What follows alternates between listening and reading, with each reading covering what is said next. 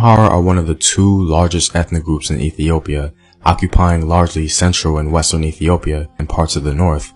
The Amhara culture has dominated Ethiopian history in general. All but one of Ethiopia's emperors were Amhara.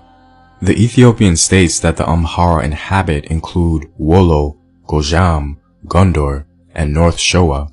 In general, the Amhara people typically think of themselves in terms of their regions, rather than a distinct ethnic group.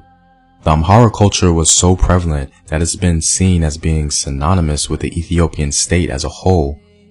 They've also historically been called Abyssinians, and they built one of the most popular and long-lasting empires in all of African history. Some scholars claim that the ancestors of the Amhara came from southern Arabia and intermarried with the local African population in the Wollo area. From there, it's believed that the Amharic language and culture spread.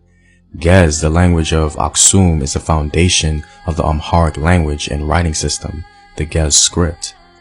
The Amhara themselves claim that the first Ethiopian kingdom was established by Menelik I, who was the son of the Queen of Sheba and the Judean king Solomon of the Christian Bible. The Amhara call her Queen Makeda. She's also frequently described as the Queen of the South in the Keber Nagast, a written account of the epic around the 14th century.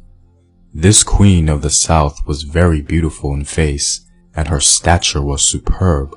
Her understanding and intelligence, which God had given her, were of such high character that she went to Jerusalem to hear the wisdom of Solomon. The Keber Nagast documents the oral epic of the Amhara concerning the romantic relationship between Queen Makeda and King Solomon. The Amharas even claim that the legendary Ark of the Covenant was brought from Jerusalem to Ethiopia.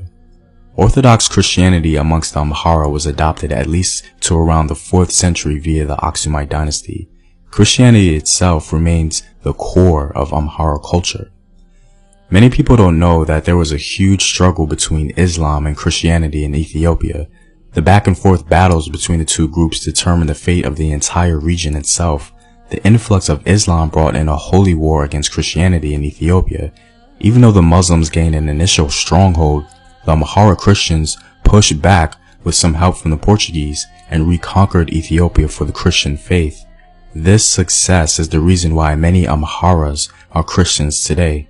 The Christian religion remains a big cultural landmark in Ethiopia. One of the grandest structures exemplifying Christian vigor in the region are the churches in Lalibela. The churches no doubt has one of the most unique architectural styles in the world.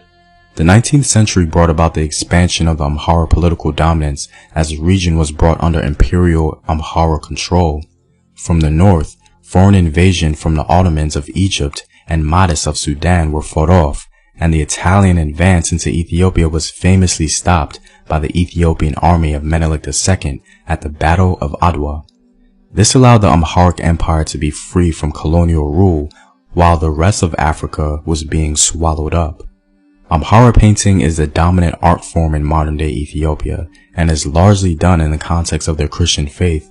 One of the most distinguished features of Amharic art is the large eyes of the subjects, who are usually depicted as biblical figures. The architecture of the Amhara is also quite impressive.